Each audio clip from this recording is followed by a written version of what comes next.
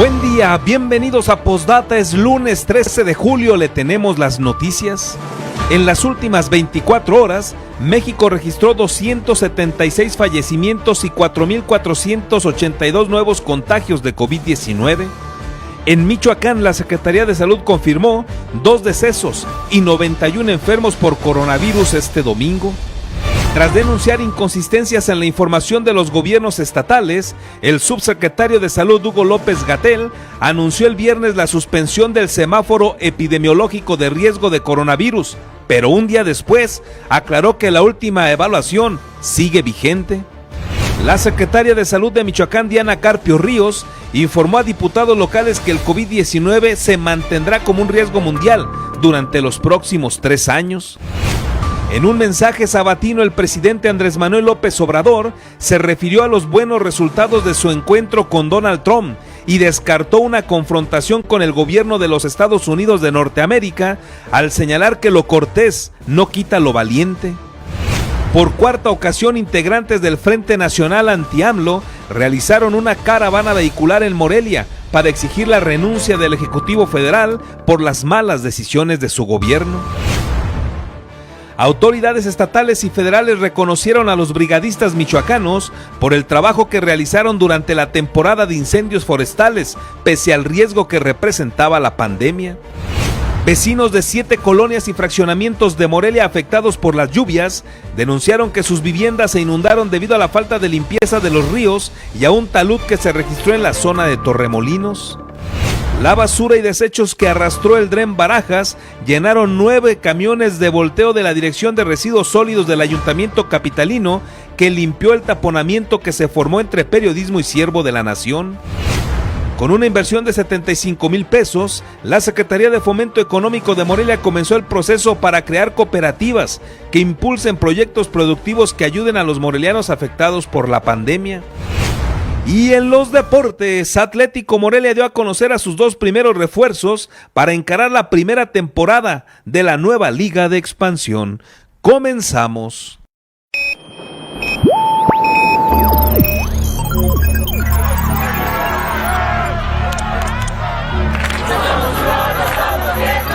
America will again. Alerta.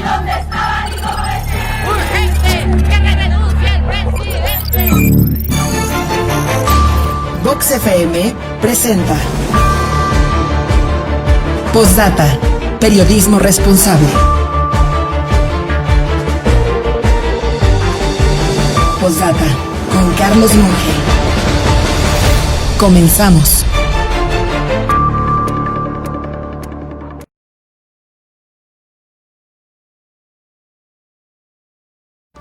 Buen día, gracias por estar con nosotros. Estamos arrancando transmisiones la mañana de este lunes 13 de julio desde Vox en el 103.3 de FM. Nos ubicamos en las instalaciones acá en el rumbo de Santa María. Hoy amanecemos pues con un clima aceptable. Andamos rondando ahí en un promedio en toda la ciudad los 15 grados centígrados, pero bastante agradable. Hoy no llueve y es la condición en la que estamos arrancando justamente este espacio informativo.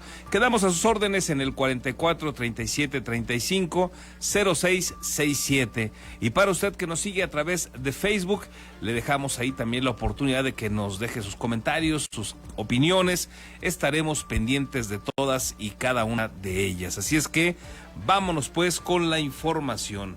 En las últimas 24 horas, México registró 276 muertes y 4.482 nuevos casos de COVID-19, con los que en este momento se suman 35.006 fallecidos y 299.750 contagios.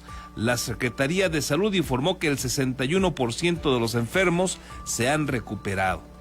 En el caso de Michoacán, al corte de este domingo 12 de julio, se registraron un total de 558 defunciones y un acumulado de 7.285 personas contagiadas, aunados a 5.661 personas que han logrado ya recuperarse de la pandemia.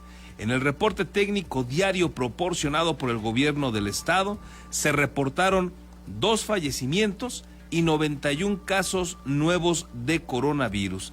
La mayor incidencia de contagios se presentó en el municipio de Lázaro Cárdenas con 23, luego fueron Uruapan, Morelia con 13, Uruapan con 14, Morelia con 13, La Piedad 6 y José Sixtos Verduzco con 5 nuevos contagios.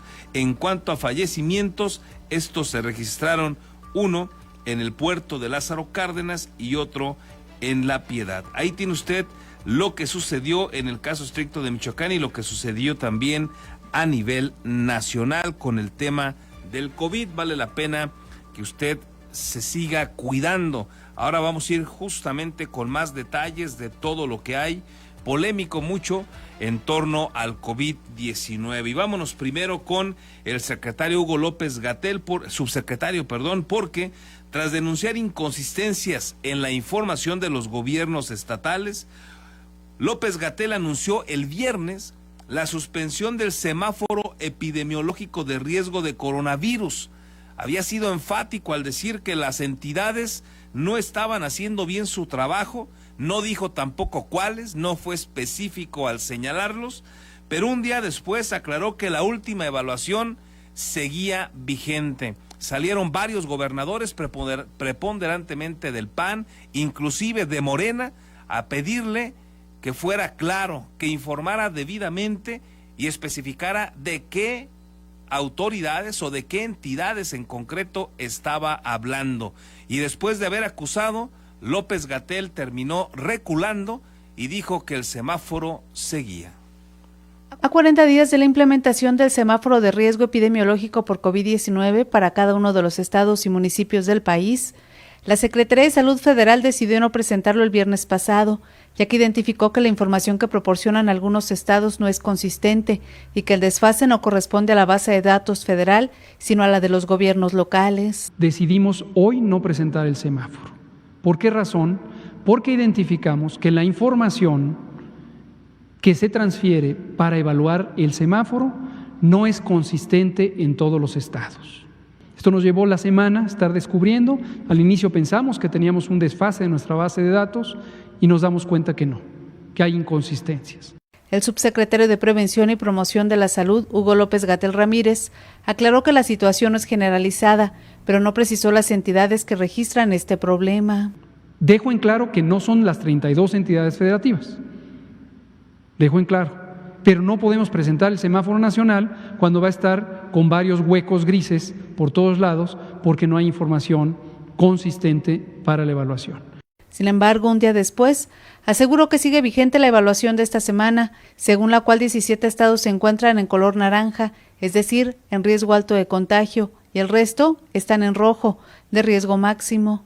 El funcionario explicó que se identificaron algunas inconsistencias y se encuentran todavía en proceso de revisar sistemáticamente la información proporcionada por los gobiernos estatales. En este momento, de todos modos, seguimos con el semáforo, cuya vigencia empezó el lunes pasado y termina mañana. Entonces tenemos claridad de cuál es el semáforo en este momento. Y pondremos un esquema mucho más riguroso y detallado para supervisar el correcto flujo de información y la correcta generación de información. Tras una serie de señalamientos y críticas a las autoridades estatales, el funcionario federal aclaró que sus declaraciones nada tienen que ver con la política, sino que son una evaluación técnica que ahora se hará con las autoridades sanitarias de las 32 entidades federativas. López-Gatell se refirió también a las afirmaciones de algunos representantes de la Organización Mundial de la Salud, que advirtieron que el desconfinamiento de México se ha registrado de manera muy apresurada y que existe una vigilancia epidemiológica débil. En respuesta, el funcionario señaló que la confirmación de los casos no los hace la Federación, sino los estados, a los que acusó de tener un rezago del doble de casos de los que se informa al gobierno federal. Con imágenes de Víctor Jaramillo, reportó para Postdata, Verónica García. Bueno, ahí tiene usted lo que sucedió con el subsecretario de Salud, Hugo López-Gatell, que, bueno, pues llega a tener este tipo de inconsistencias, digámoslo pues de manera amable, porque hablamos de un tema que está cobrando la vida de que ha cobrado ya la vida de miles de personas y a veces se las toma muy a la ligera el subsecretario de Salud. Si va a ir en contra de las entidades porque lo están haciendo mal, pues tendría que generar un soporte contundente y decirle a cada cual en qué está fallando, pero no hacerlo tan a la ligera y luego simple y sencillamente recular. Grave la posición que ha asumido el subsecretario Hugo López-Gatell, que mire, vamos a recordar algunas cosas de estas inconsistencias que le han caracterizado y que se vuelven desafortunadas por el tamaño del problema que estamos enfrentando los mexicanos. Se trata de una pandemia, de un virus que, ojo, ocasiona la muerte, pero además es muy fácil de contagiarse. Y tenemos contradicciones lamentables en el caso de Hugo López-Gatell, como aquella de abril del 2020, los últimos días, cuando decía que el cubrebocas tiene una pobre utilidad o nula utilidad. Esto lo llegó a comentar Hugo López-Gatell cuando en el mundo prácticamente la mayoría de los países y de los científicos y de los médicos decían que era mucho mejor utilizar el cubrebocas. Muchas entidades del país, como el caso de Michoacán, lo establecieron de manera obligatoria cuando Hugo López-Gatell todavía decía que podía tener poca utilidad. Luego, en algún momento de mayo, por ahí a finales también, 25 de mayo, aceptó que en el tránsito de lo que ya era la nueva normalidad, el cubrebocas era una medida auxiliar para evitar la propagación. Ahí ya empezaba a contradecirse Hugo López-Gatell. No podemos dejar de ver lo que sucedió con su modelo Centinela. El 8 de abril dijo que con el modelo Centinela estimaban que habría 26,000 casos. Bueno, pues ahora resulta que eso evidentemente no sucedió. Ahorita llevamos 294,750 casos. Mire usted el tamaño del error que cometió en este dicho Hugo López-Gatell. Luego, unos días después, un mes después, el 3 de mayo, dijo que el modelo Centinela no es el elemento principal en este momento para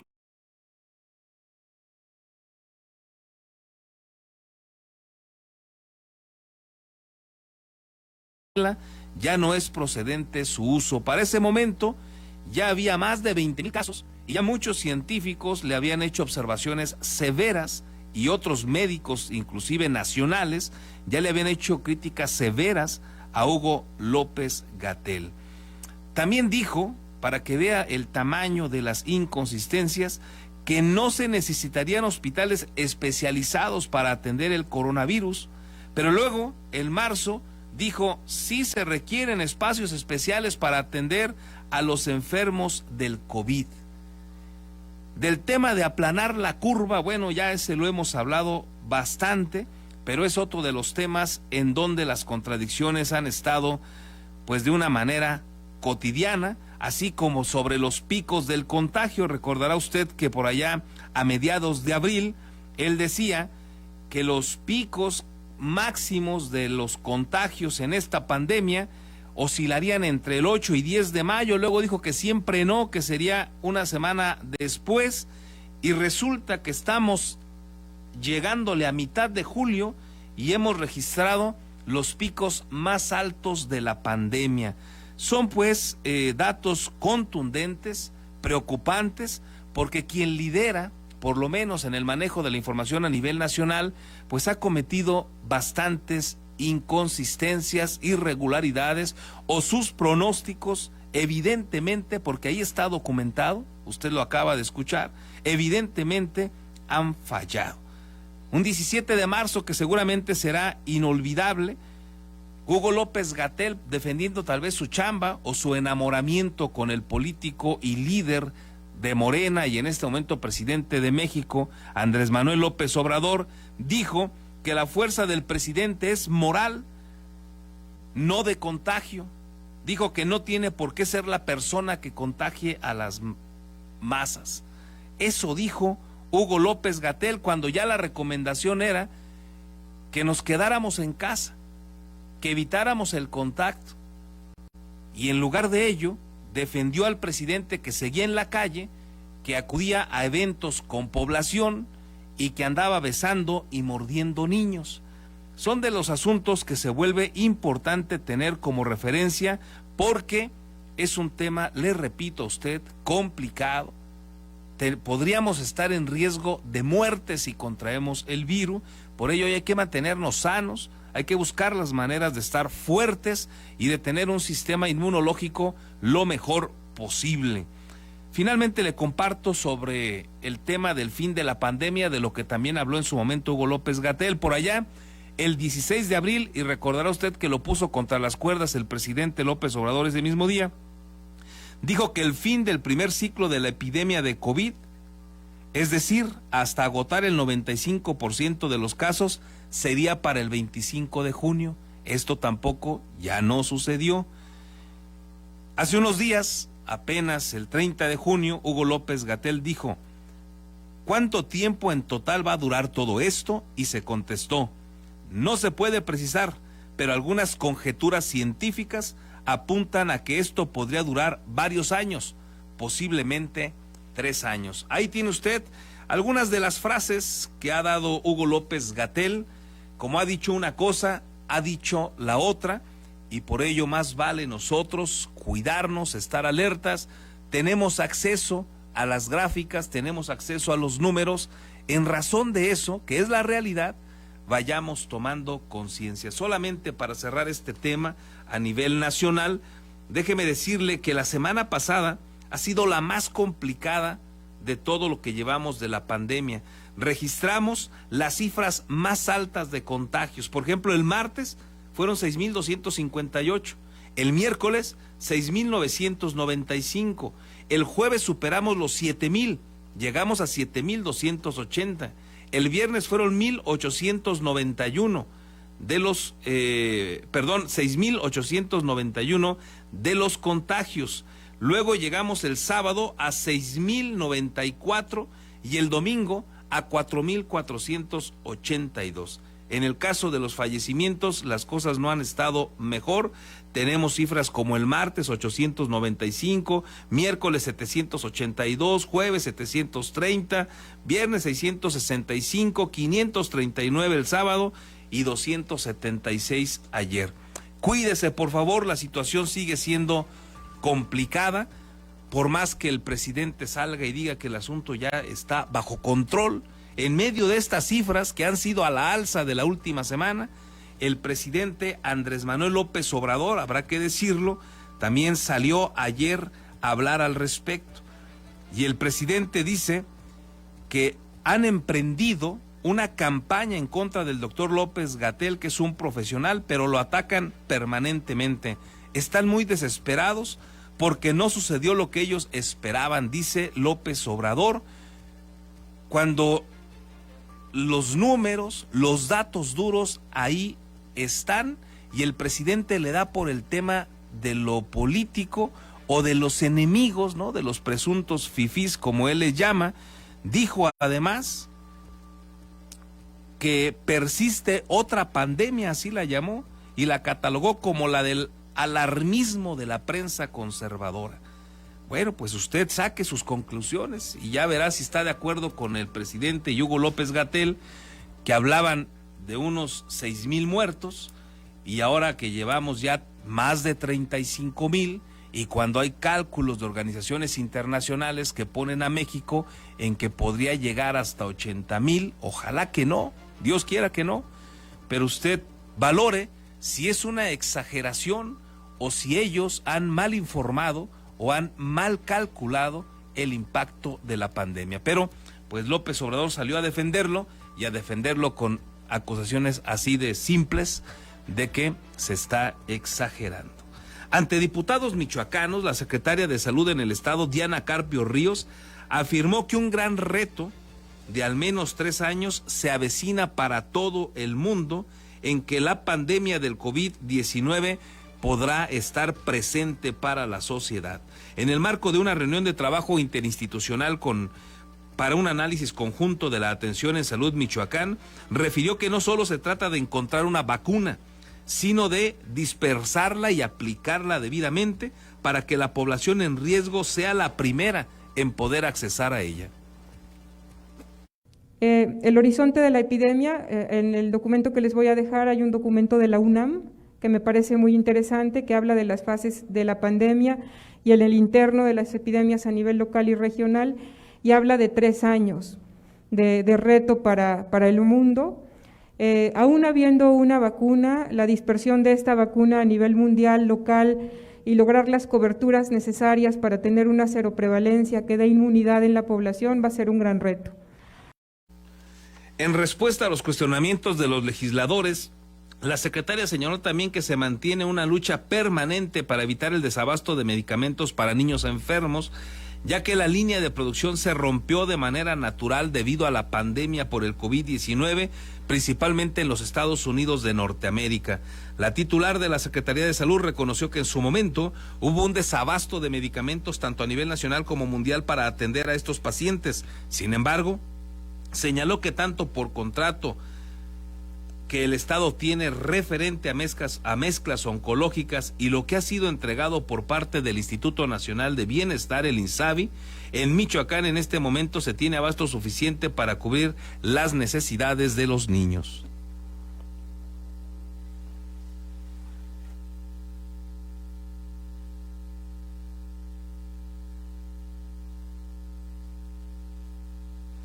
Bueno, tenemos por ahí una falla con este audio que le presentaríamos de la Secretaria de Salud, pero bueno, ahí tiene usted, por fortuna, dice Diana Carpio Ríos, hay suficiente en este momento medicamento para cubrir las necesidades de los niños. Otra situación que habrá que destacarla ahí, y no sé si sea exagerado, estar preocupados porque no haya, por ejemplo, medicamentos para los niños con cáncer. A veces los comentarios de la clase política suelen ser extraordinariamente desafortunados porque de menos dejan ver su insensibilidad, de menos.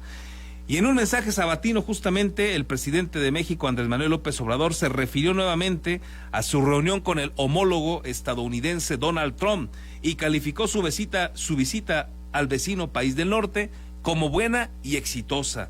Aclaró que lo cortés no quita lo valiente y se congratuló de la buena relación entre ambas naciones. López Obrador reiteró que por geopolítica, México tiene que buscar un entendimiento con los Estados Unidos de Norteamérica a fin de que haya cooperación para el desarrollo. El mandatario federal destacó que en su encuentro de la Oficina Oval de la Casa Blanca, Trump se refirió al Tratado de Libre Comercio con México y Canadá como el más importante para Estados Unidos, incluso por encima del acuerdo que tiene con China. Nosotros por geopolítica, por vecindad, tenemos que buscar entendernos con Estados Unidos, no pelearnos, buscar complementarnos, que haya cooperación para el desarrollo y lo cortés no quita lo valiente. México no es una colonia, no es un protectorado, es un país libre, independiente, soberano. Bueno, ahí tiene usted lo que volvió a defender el presidente López Obrador. Decíamos aquí, recordará usted, indudable que tenía que ir López Obrador, no era tal vez el mejor de los momentos, pero son de esas relaciones que no se deben evitar, ni hablar. En la condición que sea, hay que buscar la manera más decorosa de salir librados con el vecino del norte. Me parece que ahí no hay discusión. Qué bueno que se dio en buenos términos, por lo menos en lo público. Qué excelente trabajo de algunos personajes del gobierno federal, indudablemente Marcelo Ebrard encabeza este grupo y ha sido destacado porque contuvo, por ejemplo, el que hubiese una rueda de prensa, una posibilidad de que los periodistas de allá cuestionaran al presidente, tanto a Donald Trump como a López Obrador, porque ya un periodista iba a preguntar los temas álgidos y se evitaron. ¿Cuál era el tema álgido? Pues que hablaran del muro, que hablaran de las dificultades que se tiene, por ejemplo, todavía en el tráfico de armas, en el tráfico de estupefacientes.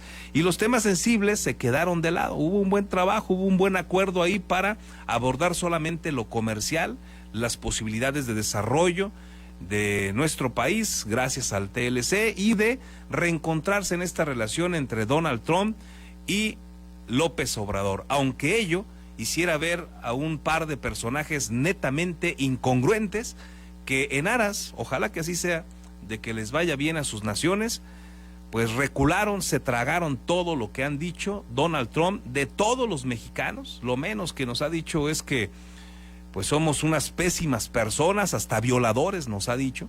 Y en el caso de López Obrador, bueno, pues lo mínimo que le dijo es que se parecía a Hitler, imagínese usted, que era un racista.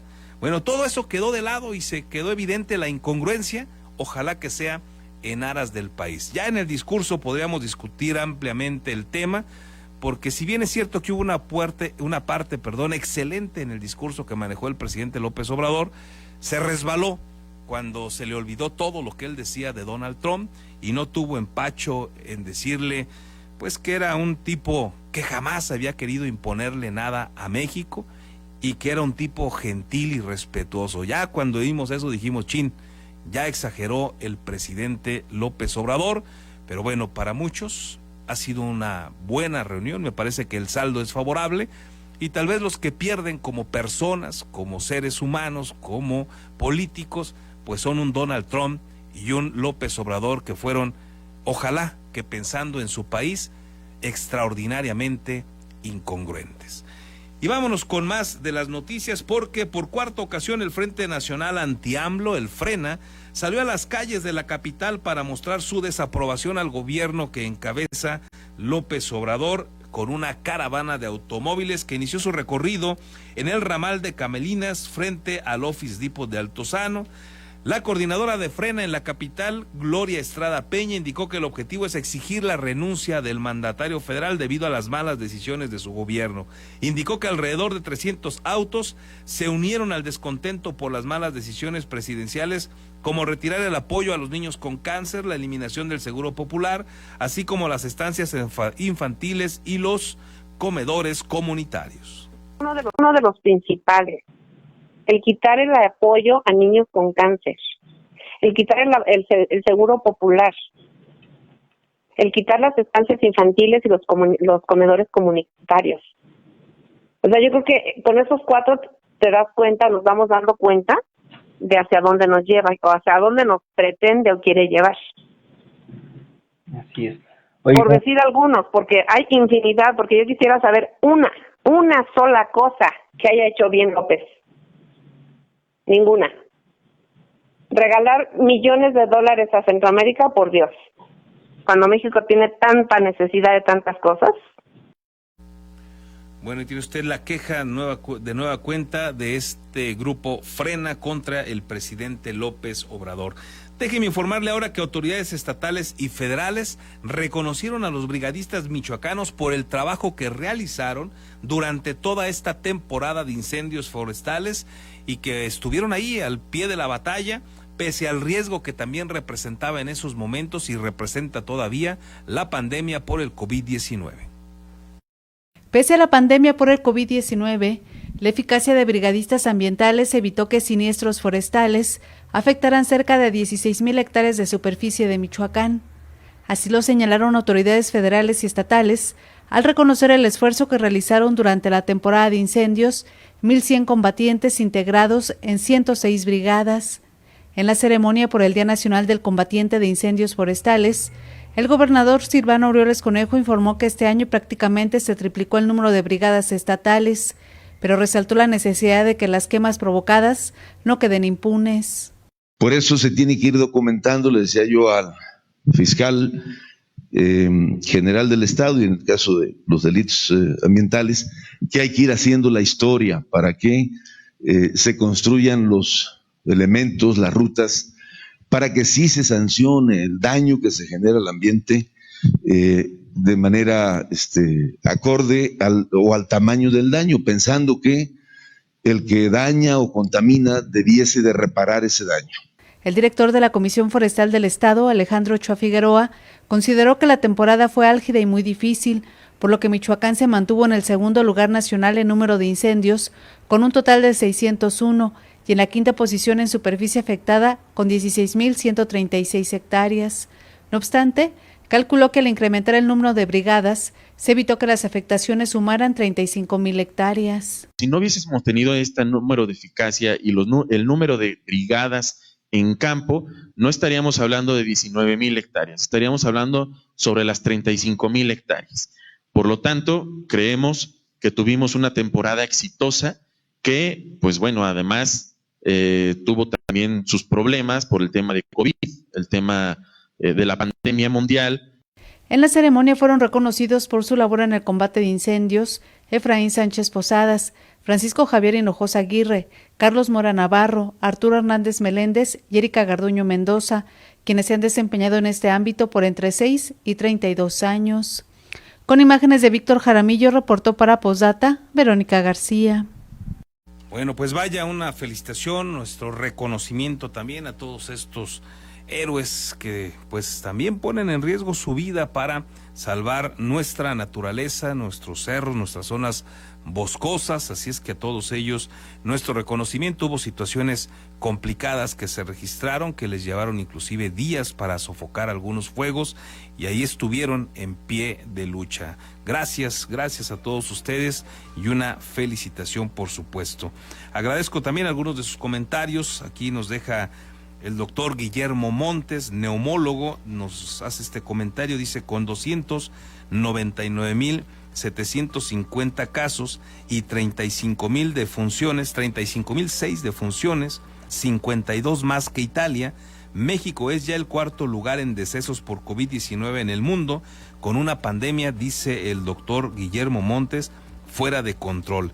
El gobierno no tiene la mínima intención de hacer rastreo y contención de contactos y solo observan que la gente muera.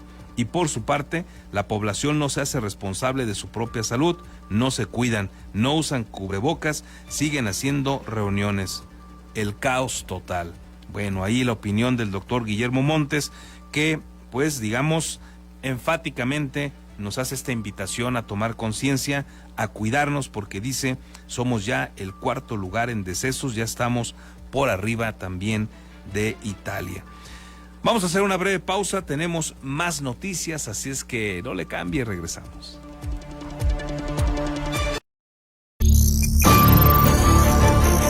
Posdata, periodismo responsable. Continuamos.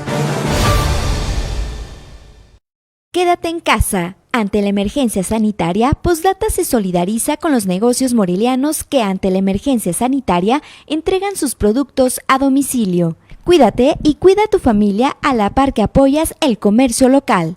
Tonerama, todo lo que ocupas en consumibles para tu computadora o impresora. Basta que nos llames y con gusto te enviamos el cable, tóner o memoria que necesites para que realices tus actividades profesionales y de entretenimiento en tu casa. Además, tenemos ofertas en computadoras e impresoras. Estamos para servirte. Llámanos a los teléfonos 314-6941 y 4431-576249. Beskit, asesoría profesional en seguros. Si necesitas proteger a tus seres más queridos, proyectar a futuro sin que nada te detenga o cuidar de tu patrimonio, estamos a tus órdenes en el número telefónico 33 34 97 96 93 o bien en el correo electrónico armando@beskit.com.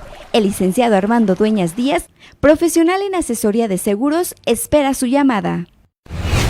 Parrilla, otra opción para comer rico sin salir de casa. Deliciosas mega hamburguesas de arrachera, pollo o res, así como exquisitos mega hot dogs y las clásicas papas a la francesa. Basta con llamarnos o mandarnos mensaje de WhatsApp al número 4432 29 58 98 y te llevamos tu pedido hasta la puerta de tu casa. Estamos para servirte de 5 de la tarde a 11:30 de la noche. Pregunta por nuestros combos y promociones y no te pierdas la oportunidad de saborear el rico sabor de nuestras hamburguesas y hot dogs hechos a la parrilla. Estación 52 Grill te ofrece los siguientes paquetes. Combo doble. Incluye 2 hamburguesas con queso, tocino, chile toreado y papas a la francesa, además de 2 bebidas por 150 pesos. Combo cuádruple, incluye 4 hamburguesas y 4 bebidas por 280 pesos. Contáctanos en el número telefónico 4434-056866. El horario de servicio es de 2 de la tarde a 9 de la noche. Tortas Acueducto el 32 y medio. No te quedes con el antojo. Deliciosas tortas de milanesa, queso de puerco, salchicha, jamón, hawaiana y cubana, o bien una orden de milanesa. Puedes hacer tus pedidos al teléfono 4433-382499, de lunes a viernes de 10 de la mañana a 4:30 de la tarde. La cobertura para entregar a domicilio está delimitado por la salida Mil Cumbres, salida Charo, La Poza Rica y Avenida Camelinas. La Jugosita, con su especialidad de carne en su jugo, oferta un extenso menú que incluye menudo, quesadillas, patitas de puerco, arrachera, botanas y postres.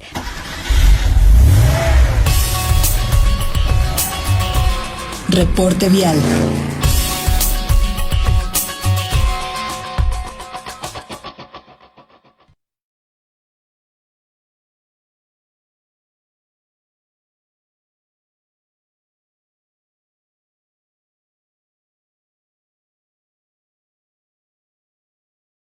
Ya estamos de regreso, gracias por su paciencia y vamos a ver cómo se encuentran las vialidades este inicio de semana, lunes 13 de julio. Paco, ¿cómo estás? Buen día. Muy buenos días, Carlos, muy buenos días, amigos que todavía se encuentran en su casa, que ya han regresado a las actividades. Vemos que hay mucho movimiento ya en la Secretaría de Educación, vemos más que están regresando, pues ya es casi quincena, empiezan a preparar los cheques, empiezan a preparar todo, para el día de mañana empezar a dispersar los cheques a los trabajadores de la educación.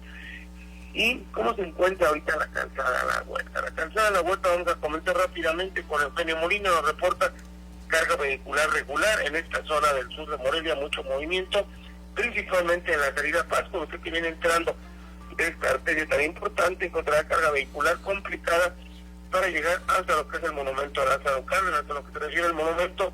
Su continuación aquí, Avenida Locupeta, la circulación complicadora con su cruce con la Avenida Michoacán. Más adelante, en Morelos Norte, la carga vehicular se ve abundante, dirección salida hasta Salamanca.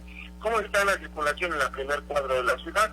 Ahorita no tenemos complicaciones de ninguna mancha, ningún bloqueo, no tenemos nada sobre la plaza Melchor Ocampo, la plaza de Armas, se encuentra sin ninguna complicación en esta zona del centro de Morelia. Mario Rebollano reporta cómo se encuentra la circulación sobre acueductos sin ninguna complicación hasta lo que es el Venustiano Carranza, desde lo que es la zona de las Tarascas, Nayeli Ramírez, salida Mil Cumbres, complicación aquí en este cruce, personas que vienen de la salida Charo, dirección salida a Mil Cumbres y su continuación hasta Rotaísmo, Enrique Ramírez, García de León, encontrarán algo que ya empieza a haber complicaciones aquí en esta zona de Camerinas. Circulación aceptable en la avenida Lázaro Cárdenas, desde lo que es Morelos Sur hasta lo que es el OAPAS. Saludos a los amigos de OAPAS que nos apoyan en las denuncias. Buenos días. Gracias, Paco, buen día. Ahí tiene usted el reporte vial de Paco Sotomayor. Ahora déjeme informarle que vecinos de 7 colonias y fraccionamientos de Morelia afectados por las lluvias denunciaron que sus viviendas se inundaron, debido a la falta de limpieza de los ríos y a un talud que se registró en la zona de Torremolinos. Ante la lluvia presentada este 9 de julio, Protección Civil y Bomberos de Morelia informó que las colonias afectadas por el desbordamiento del río fueron las colonias Agustín Arriaga Rivera, Fraccionamiento Torremolinos, Hermenegildo Galeana, Rector Hidalgo, así como el Country Club Las Huertas y Los Ciruelos. En un recorrido a la calle Nicolás Zapata que cruza por el fraccionamiento Torremolinos y Agustín Arriaga Rivera, dos zonas vulnerables a inundaciones en la capital michoacana, los vecinos del lugar relataron a Posdata cómo fue que algunas de sus casas sufrieron de los estragos de la lluvia. Pues como a las 6 de la tarde, empezó a brotar por las coladeras y enseguidita se derramó el bordo. Por el borde también. Vimos que estaba saliendo ahí, dijimos, no, pues no nos quedó otra más que levantar las cosas a tiempo. Y fue que me puse a levantarlos en las sillas y bancos para librarlos. Se empezó obviamente a inundar desde la esquina hasta toda esta parte que cada que llueve se inunda, o sea, cada que llueve es lo mismo, pero nunca se nos había desgajado esta parte del río como ahorita. Hartos de vivir la misma historia sin que haya una solución, los vecinos denunciaron la falta de limpieza del río que cruza por la zona y exigieron la eliminación inmediata del lodo para evitar focos infecciosos. También propusieron entubar parte del cauce para que en una intensa lluvia el río desfogue sin problemas en el exceso de agua. Aquí este río años tiene que no se limpia. El puente del tren, ahí es el tapón. Ahí es el tapón de todo este río. Y ese tapón no hay quien lo quite. Entonces, gobiernos han ido, gobiernos vienen, gobiernos van, ingenieros vienen, de todo, pero el tapón ese ahí sigue. Yo creo que lo número uno, que nos vengan a arreglar lo del río, no sé, aquí que digan mis vecinos, y luego venir a limpiar todo esto con palas primero y después pipas y pues no sé, ya todo lo que perdimos, no sé, acá mis vecinos. El único problema es el puente de la vía. No hay ningún otro más que el puro puente de la vía, metiéndole un tubo por un lado al puente para no tumbarlo. Nada más meterle un tubo por un lado y ya tiene el desfogue del agua para que entre al río Grande. Entonces, pues ahorita lo único que pedimos es de que venga el municipio y nos ayude con palas a arreglar todo esto, porque si va a seguir lloviendo, esto no va a tener fin. En el ejercicio periodístico nos dimos a la tarea en contactar al director de Residuos Sólidos de Morelia, Alfonso Suárez López, quien aseguró que dichos señalamientos serán atendidos. Asimismo, la subdirectora de distribución del OAPAS, Laura Escobar Abraham, agregó que el organismo operador de agua potable, alcantarillado y saneamiento de Morelia, OAPAS, está abierto a crear diálogo con los vecinos para buscar solución a la problemática en cada temporada de lluvias. Con imágenes de Daniel Guillén, reportó para Postdata Fernando Salgado. Un total de 9 camiones de volteo de 14 metros cúbicos se llenaron de basura y ramas que obstruían el paso de la corriente del Dren Barajas, que cruza por la avenida Periodismo y Siervo de la Nación, provocando el desbordamiento del río y la entrada de agua en algunas casas tras la lluvia del pasado 9 de julio. El director de Residuos Sólidos del Ayuntamiento de Morelia, Alfonso Suárez López, agregó que además de las colonias Agustín Arriaga Rivera y Fraccionamiento Torremolinos, el Fraccionamiento Country Club Las Huertas y El Ciruelo se vieron afectados por la presencia de agua en calles con hasta 60 centímetros de altura. Estuvimos precisamente en el Dren Barajas, donde se presentó un taponamiento que nos requirió retirar alrededor de 9 camiones de volteo de 14 metros cúbicos de madera, de ramas y de basura. Entonces, esa zona que tú me dices se vio afectada por este taponamiento. El taponamiento se ubica cuando vienes entrando por Periodismo a la altura del puente que está en la Voz de Michoacán, solo que le das hacia la izquierda y al fondo hay un cruce de vía, y en ese cruce de vía es donde estaba el taponamiento, es donde retiramos esos 9 camiones. Ante los señalamientos de los vecinos de la colonia Agustín Arriaga Rivera y Fraccionamiento Torremolinos por la falta de desasolve de las orillas del río que cruza por el Dren Barajas, la subdirectora de distribución del organismo operador de agua potable, alcantarillado y saneamiento de Morelia, el OAPAS, Laura Escobar Abraham, reconoció que la limpieza aún no llegaba hasta el Dren Arroyo de Tierra. Sí, de hecho se sigue trabajando en la limpieza. Precisamente ahí es una zona donde se estaba por entrar, se viene la limpieza un poco más atrás, allá por la altura de la huerta, es todo el Dren Arroyo de Tierras, que es lo que se conoce como Arroyo de Tierras. Viene la limpieza atrás. Efectivamente no habíamos todavía llegado ahí, pero también el problema fue el de ayer por la tarde, fue una precipitación, una avenida muy intensa. Esta viene desde la parte alta del Dren Santa María, entonces fue una precipitación muy intensa aunado a mucha basura que se estuvo encontrando pues en la arrecife, sobre todo en los puentes. Bueno, esperemos que rápido se siga avanzando en la limpieza de ríos, de drenes, y nosotros tenemos también la responsabilidad de evitar pues tirar basura por todos lados. Tengámoslo en cuenta, una bachicha de cigarro, un chicle en un lugar indebido, hasta colchones y llantas que luego se han encontrado en los drenes, en los ríos, pues indudablemente le van a afectar a toda la población y van a causar estragos. Así es que hagamos nosotros lo correcto, y claro, hay que exigirle a las autoridades que hagan su parte, pero seamos nosotros ciudadanos ejemplares. Ojalá nos conviene a todos. Y tenemos información del ámbito de la seguridad y vamos con el que sabe de estos temas, Conrado Álvarez y Red 113. Mi estimado Conrado, ¿cómo estás? Buen día. ¿Qué tal, Carlos? Muy buenos días.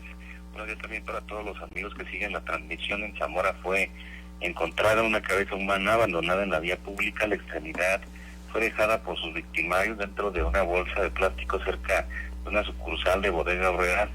En la labor periodística trascendió que en la entrada del fraccionamiento Altamira fue hallada precisamente esta cabeza. Una vez en el sitio, los oficiales acordonaron el perímetro en apego a la cadena de custodia. De esta manera solicitaron el apoyo de los oficiales de la Fiscalía General del Estado y de los peritos. Posteriormente al arribo del personal de la Fiscalía General del Estado, se emprendió la recolección de indicios y de testimonios respectiva con el objetivo de esclarecer estos hechos. Y también comentarles que en Uruapan sigue la violencia también. El chofer de una camioneta fue acribillado a tiros en la colonia Zumpimito. Los propios habitantes del asentamiento en referencia fueron los que reportaron los hechos a la policía y solicitaron ayuda de unos paramédicos. El acontecimiento se registró cuando la víctima, que manejaba una Toyota Tacoma de color guinda, circulaba por la calle Benito Juárez cuando de pronto unos gatilleros interceptaron la unidad y la rafaguearon con armas de fuego de grueso calibre. Los criminales se escaparon y dentro de la Tacoma quedó el cuerpo sin vida del automovilista. Al arribo de los socorristas confirmaron el deceso del ciudadano, quien está sin identificar. Es una persona de aproximadamente 30 años de edad, dijeron fuentes policíacas. El personal de la Fiscalía Regional de Uruapan hizo la recolección de indicios y también de testimonios. El vehículo, Carlos, presentaba más de 20 impactos de proyectil de arma de fuego luego de este atentado que ocurrió precisamente el día de ayer. Vale. Y pasando a otras noticias, comentarles también de otra información relevante, ya que en el mismo Uruapan un motociclista murió después de una persecución policíaca con tiroteo incluido. Esta se registró en la calzada Benito Juárez y en el barrio de Agua Blanca. El suceso fue en la calzada Benito Juárez cuando los oficiales detectaron al piloto de la moto, quien supuestamente iba armado, y le marcaron el alto, pero este hizo caso omiso y comenzó a escapar.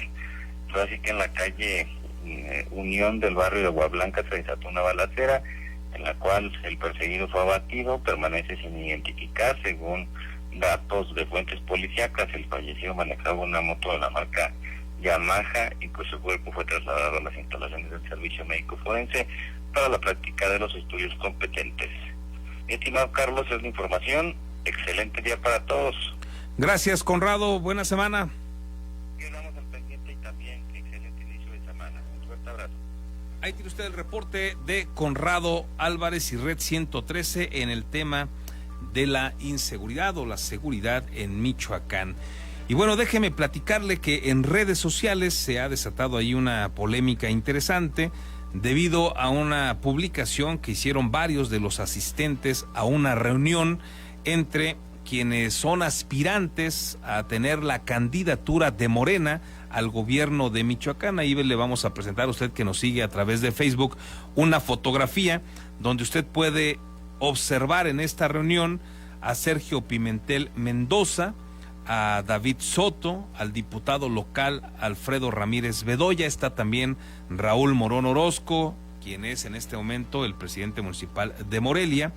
Está el diputado federal Carlos Torres Piña, está el presidente municipal de Pátzcuaro Víctor Báez, el diputado federal Irepan Maya y Yolanda Guerrero, también diputada federal, así como Manuel Mireles Valverde, Recordará usted a este líder autodefensa, hoy subsecretario allá, subdirector allá en el ISSSTE, en la delegación del ISSSTE de Michoacán.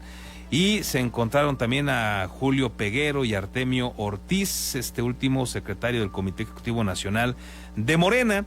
Y bueno, en esta reunión donde no estuvo, entre los que hay ahí de suspirantes a ser candidatos a gobernador, y que está Raúl Morón, y que está Víctor Báez, y que está Alfredo Ramírez y Carlos Torres Piña, el propio Manuel Mireles, bueno, pues no aparece, no está en la reunión Cristóbal Arias Solís. Y bueno, esta polémica se armó justamente por ello.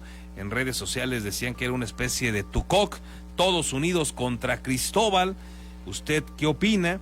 Y en el comunicado que manejaron algunos de los integrantes destacan que referentes de Morena se reunieron este domingo para trabajar en una ruta de unidad y fortalecimiento del partido de cara a las elecciones del 2021, con la meta de que la Cuarta Transformación llegue a cada rincón de Michoacán.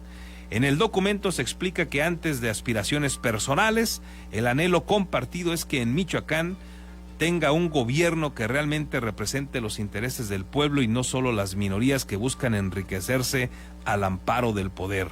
Hace 2 años México optó por un cambio de régimen. Es hora de que Michoacán, sus municipios y comunidades también sientan los efectos de la transformación histórica. Para eso coincidieron que es necesario reactivar el respaldo popular de Morena en las calles. Ahí tiene usted parte de lo que dice este comunicado, donde hacen evidente esta reunión de varios suspirantes a la candidatura. Uno de los que aparece, digamos, en las encuestas, que regularmente es el primer lugar, y el segundo es Raúl Morón. Están ahí, ellos son la competencia, digamos, más directa que reflejan en este momento las encuestas. Pues se destaca que no haya estado Cristóbal Arias Solís. Ya veremos qué surge con el paso de los días. Mientras tanto, ahí tiene usted lo que sucedió ayer. Y vámonos con la información deportiva. Ya está listo Luis Manuel Baeza. Manolo, ¿cómo estás? Adelante, buen día.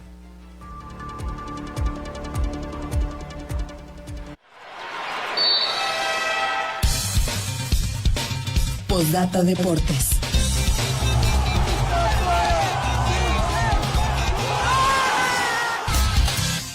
Hola, ¿qué tal, Carlos? Muy buenos días, un gusto saludarte a ti y a todo el auditorio en esta mañana de lunes. Vamos a ir rápidamente con la información de los deportes, comenzando con información de la Liga MX, y es que el día de ayer precisamente la Liga, por medio de su presidente Enrique Bonilla, dieron a conocer que el próximo torneo Apertura 2020 va a cambiar de nombre y ahora se llamará Guardianes 2020, como homenaje para todos los trabajadores del sector salud que se encuentran luchando contra la pandemia de COVID-19. Este nombre solamente lo tendrán por los próximos 6 meses para después, regresar a los clásicos nombres como Apertura y Clausura, más el año obviamente en el que se encuentren disputando. Además, también la Liga, hay que decir que dio a conocer el nuevo calendario para el torneo Guardianes 2020, el cual va a comenzar con el partido entre Atlético de San Luis contra el conjunto de Bravos de Juárez el próximo jueves 23 de julio en el estadio de Luis Alfonso Lastras a las 21 horas. Entre los partidos más destacados se encuentra el Clásico Nacional entre también las Águilas del América contra las Chivas, el cual se jugará en la jornada 11 en el Estadio Azteca.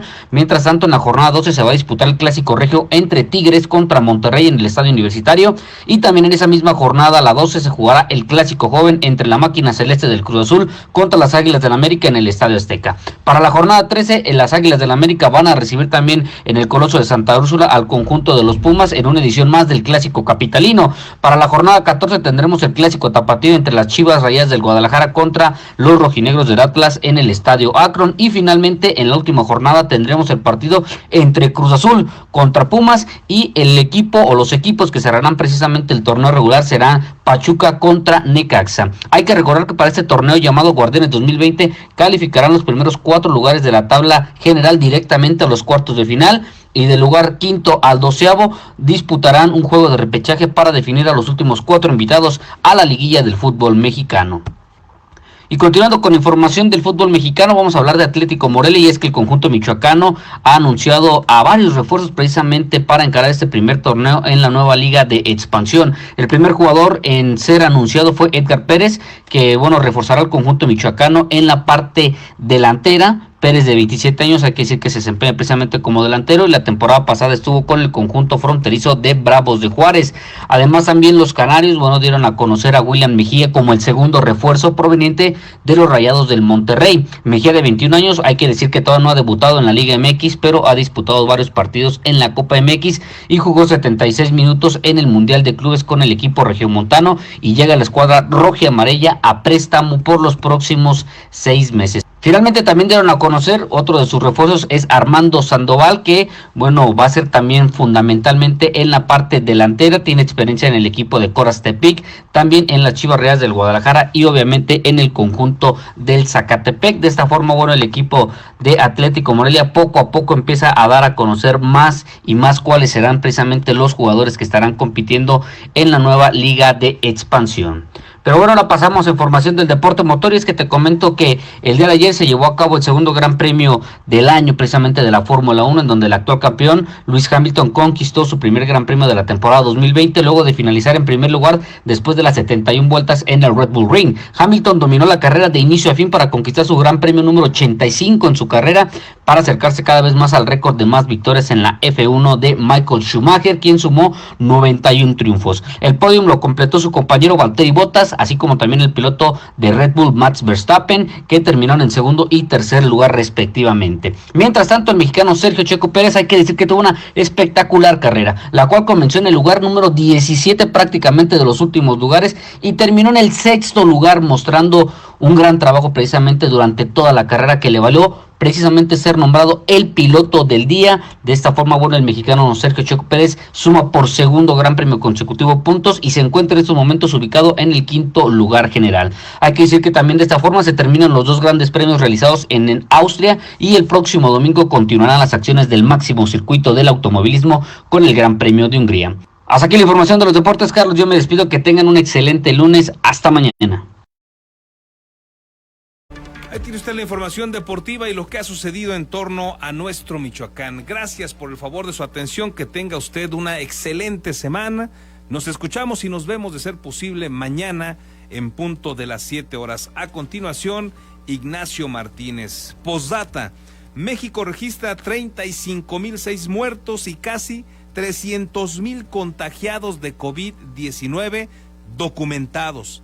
Pese a ello, el presidente López Obrador defiende las inconsistencias de López-Gatell y destaca que en México prevalece una pandemia, pero dice él, la del alarmismo de la prensa conservadora. Mientras tanto, México ya es el cuarto a nivel mundial con el registro de mayor cantidad de personas muertas a causa del COVID-19.